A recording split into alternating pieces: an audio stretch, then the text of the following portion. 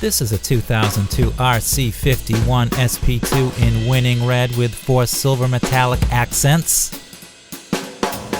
In America, it goes by RVT. In Europe, it goes by VTR. What's important is it just goes. Thanks to the V and the T as in V-twin.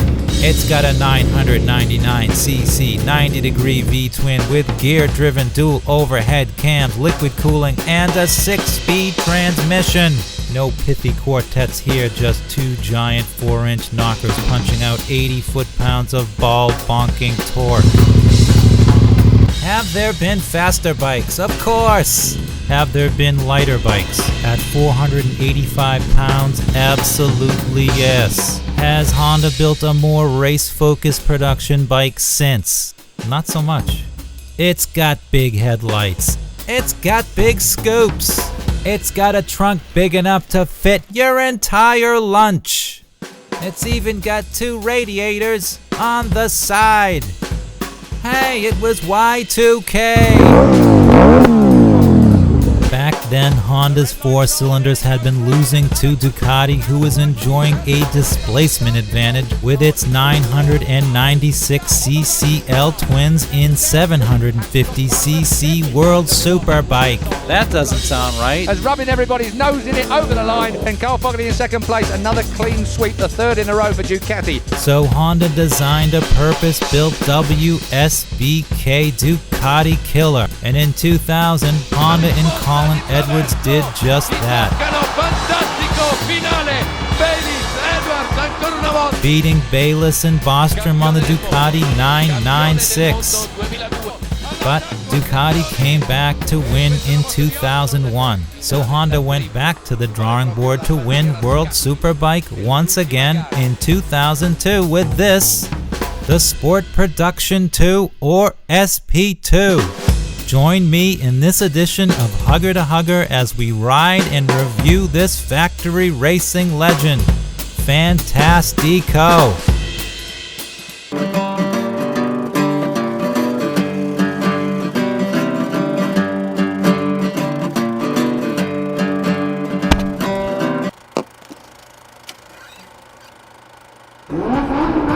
Ying, ying, ying, boom, Spider-Man. Pow!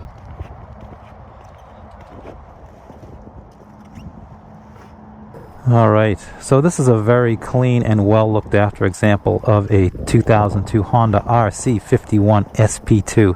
Got about 6,800 miles, belongs to my friend Dave. I'm going to do a startup and walk around, go over some of the cool engineering highlights, tell you what improvements have been made to the bike, and then we're going to take it for a test ride, take it for a whip.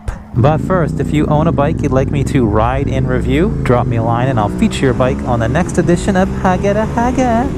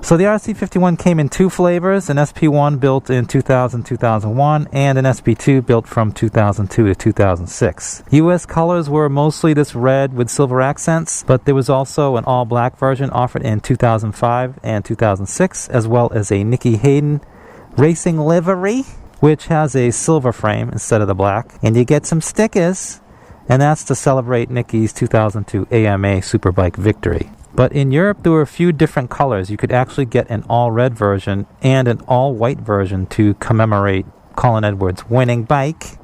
Both versions have the 999cc 90-degree dual overhead cam liquid-cooled V-twin with the fully driven cam train and a 6-speed transmission.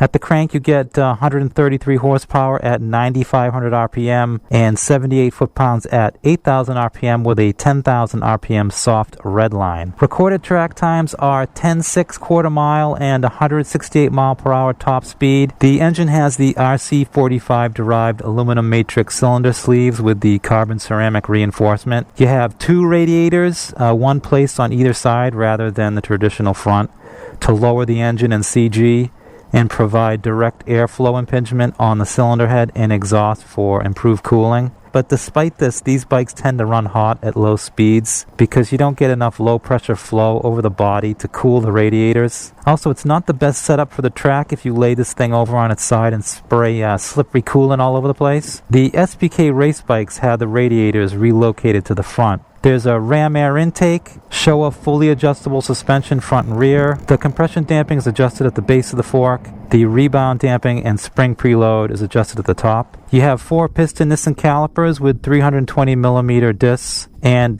these funky adapter plates to facilitate mounting other calipers for racing. You have a 2-in-1 exhaust. You have a magnesium clutch cover, valve cover, and rear sprocket cover. Honda went to great lengths to cut the weight out of the bike, even lightening the con rods by threading directly into the pinch clamp and eliminating the nut. They even centralized the crank lubrication to utilize a smaller, lighter oil pump. And the twin spar aluminum frame only weighs, I think it's 26 pounds. But despite these weight-saving measures, these bikes are still pretty hefty at about 490 pounds wet. You get a 4.8 gallon tank with a 1 gallon reserve. And these bikes are pretty thirsty. They average about 28 miles per gallon. So, differences between SP1 and SP2.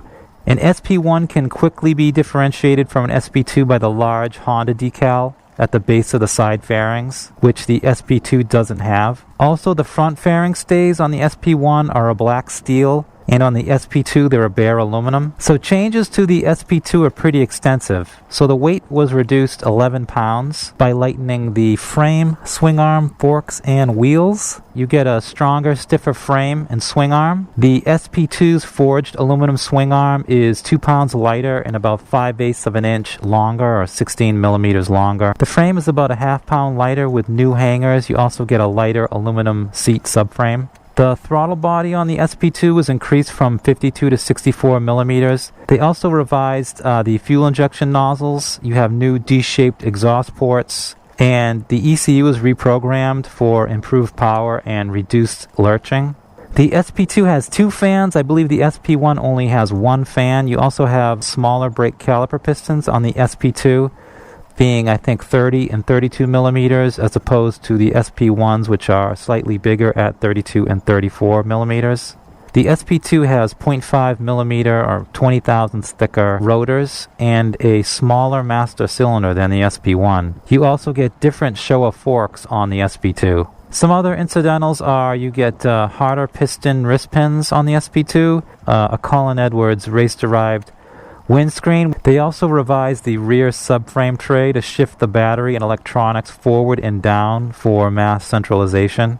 Some of the modifications Dave has made came stock with a 525 chain and a 16 front 40-tooth rear sprocket. This has a lighter 520 chain with 15 front and 43-tooth rear sprocket, also a speedo healer. He's installed a power commander with the Kyle Racing tune to eliminate the soft engine limiter, and titanium slip-on pipes with carbon Sato racing cans, tail tidy, low-profile LED turn indicators, really crappy bar end mirrors, gear indicator, He's eliminated the passenger foot pegs and added lightweight exhaust hangers, added shorty adjustable levers. As far as the air filter, from what Dave tells me, the stock air filter works better for these bikes than a foam racing filter. Now, these bikes new were about 12 grand, and in recent years they've become more expensive in the used market. So they can run anywhere from $4,500 to $8,500.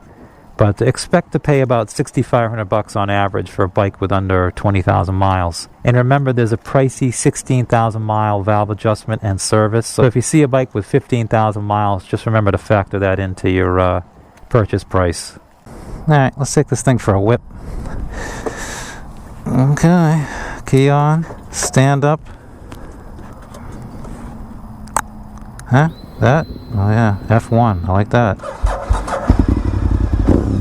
Oh boy. 2-finger clutch. No? Good 2-finger clutch. Oh, nice fueling right off the stop. Real nice. Braking's easy to modulate. Neutral's easy to find. Got the old mono light blinker. Oh, nice. Gearbox is like liquid smooth. It's like a Swiss watch. Get this thing up on the highway. See how she does.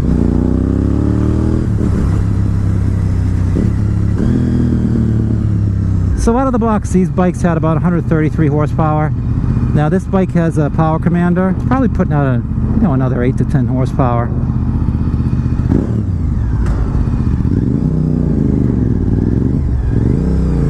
Yeah, the fueling and the clutch engagement on this bike really complement one another.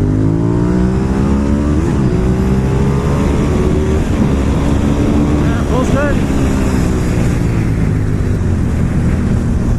Getting the old tuck here. These bar end mirrors aren't that particularly useful. See how the old top gear passing is here. We're in 6th gear, 65 miles an hour, 4,000 RPM. Not bad. Pulls pretty good. Motor really wakes up around 5 grand.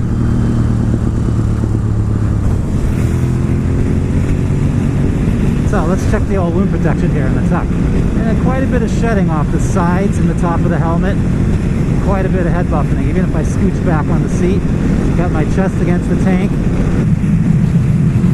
So wind protection around the legs is great. Now, these old bikes with the big fairings, these oversized fairings, that offer really great wind protection.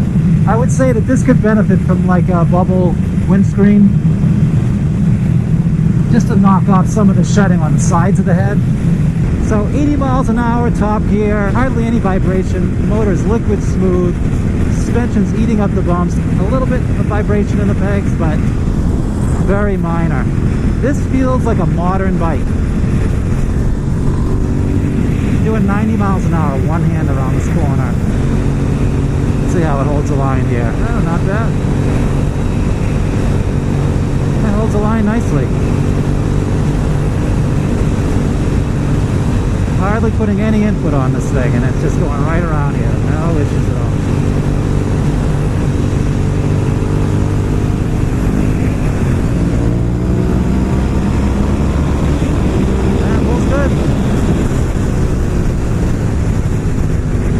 Braking is good. Front brakes have a really nice lever feel. Very linear, it's not grabby at all. As far as the seating position, I mean, the seat is like board flat, but it's comfortable. It's not scalloped, it's a racing style seat. The legs are a bit cramped, so the pegs are pretty high. You can see my elbows are jammed against my knees here, but I don't feel any neck pain, no back pain, no wrist pain. It's racing ergonomics, so it is going to be tight in terms of the seating position. So the legs are up high. It's a really tight ankle to, foot angle. So I guess my only complaint with the ergonomics of this bike is it's so compact. If you do a lot of highway riding, you're going to get a kink in your friggin' neck from holding your head up. See how the old flick is here. Yeah, looks pretty nice, very stable. even though it doesn't have a steering damper.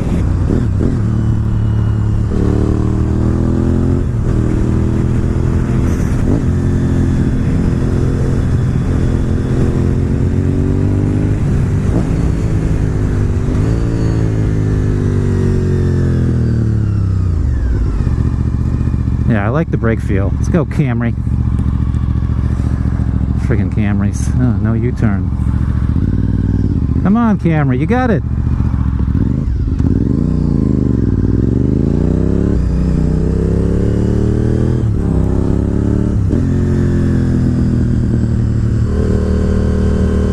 Oh, the Wakefield Rotary. Let's see how she does around the rotary.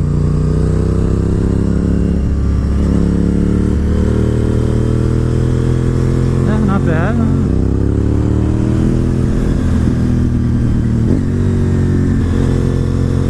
Yeah, she holds the line pretty nice.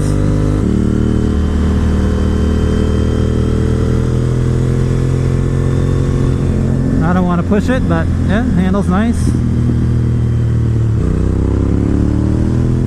Nice thing about this twin is it's got plenty of torque. You can be real lazy with your shifting in third gear.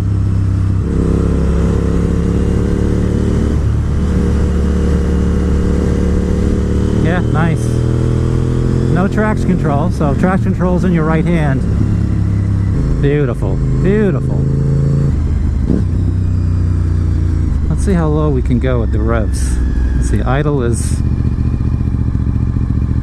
about 1500. Second gear, 1500. Look at this. Right off the stop. Not jerky at all.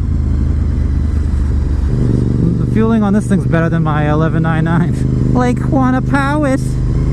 My one other complaint with this bike is the tank. A little bit well upholstered. It's very fat, so your legs are really splayed out. These friggin' barn mirrors are silly. Guys, don't change your mirrors. Keep your factory mirrors, so you don't have a fucked up day. All of the controls on this bike are very refined. Smooth fueling, the clutch is hydraulic, very easy actuation. The squirrel just got crunched. Poor little guy. No, that squirrel just left the planet.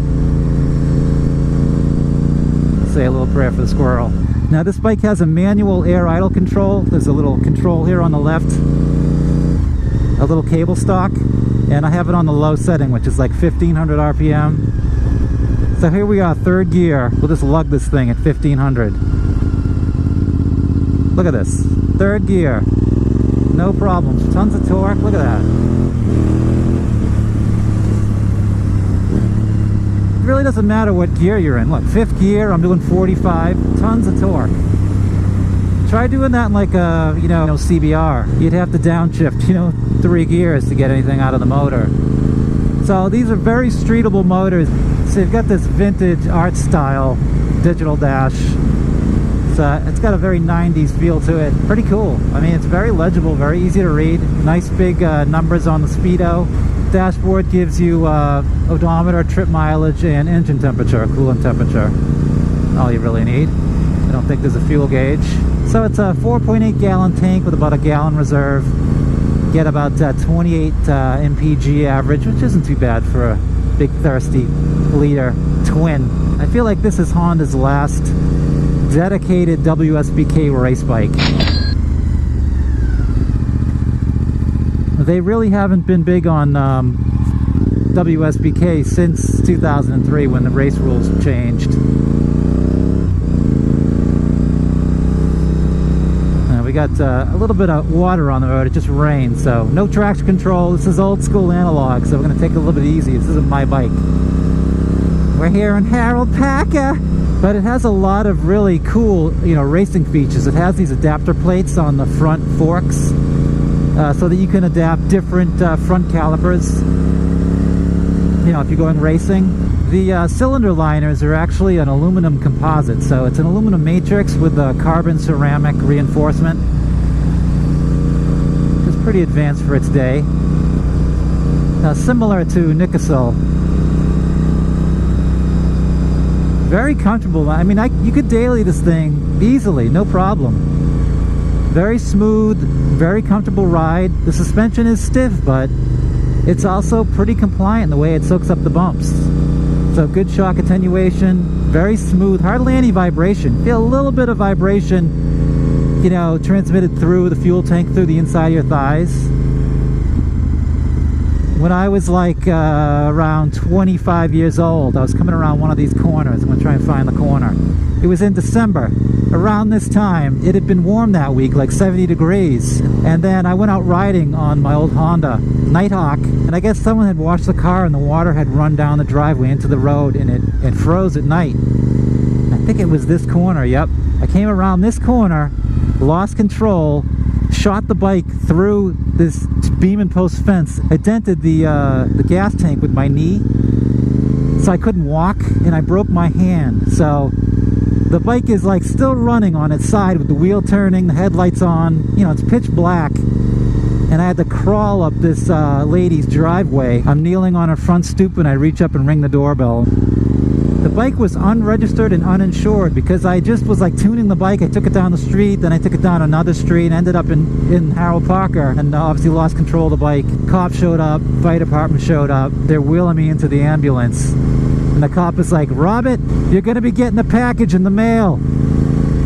Have a nice Christmas."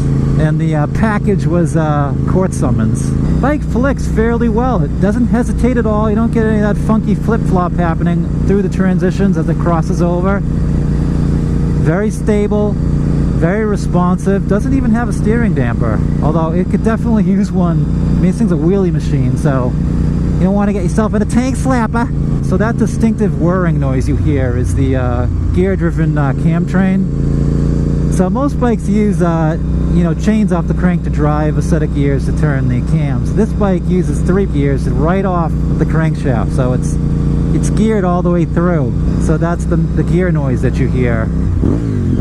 The noise is more prominent like below 4 grand when you're just kind of putting around.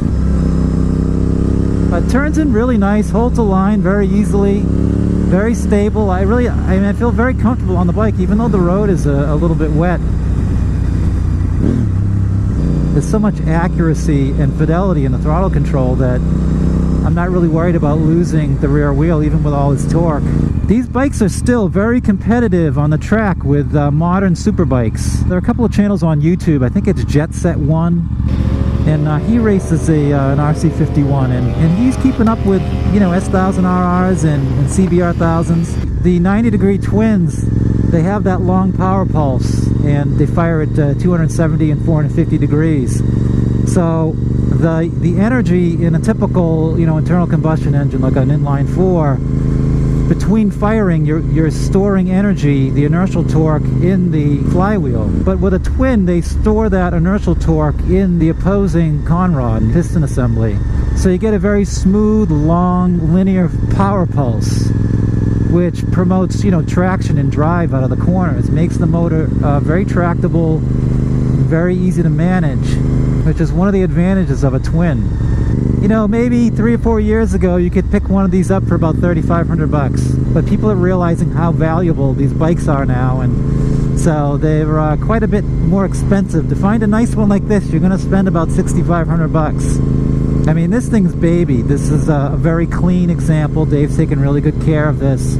So with the power commander, the exhaust, the 520 chain set, the Kyle Racing tune, this bike's probably putting out maybe 140, 145 horsepower, and that's the sweet spot for the street motorcycle, because it's enough power to have fun, but it's not so much power that it's overwhelming. With this bike, you can really be present and enjoy the motorcycle.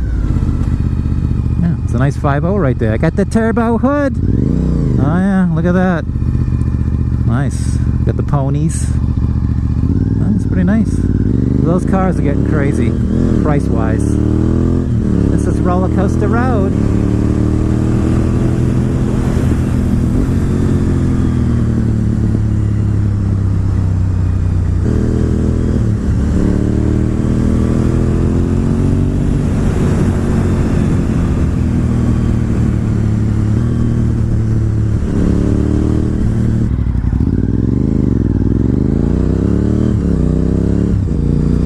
But if you're looking for something in the 120-ish, 130-ish horsepower, hooligan bike with a lot of torque, I think you'd be hard-pressed to beat one of these. Even in used condition, with the Honda reliability, that's really a great value, even for, say, 4 or 5 grand. You're half the price of an MT-09, MT-10, an 890 Duke, and you've got quite a bit more grunt, quite a bit more torque, and this is a race-oriented machine, so it has a lot of great racing features if you want to adapt it to the track. It's not a huge stretch to go from this to a really capable track bike. I would say this is probably one of my top 10 motorcycles. The motor that's in this motorcycle has so much character. The headlights on this thing are friggin' gargantuan. They're like car headlights. Look at that. That's high beam right there. That's better than most cars.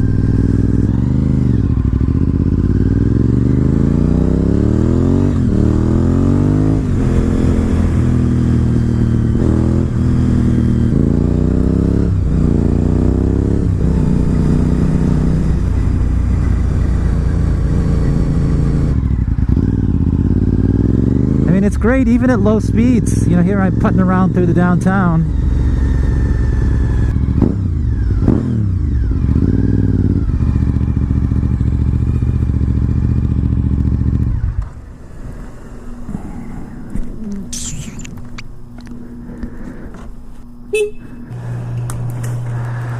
Dave. It's in. There we go. That was fun. Yeah, it was nice riding a real bike. Yeah.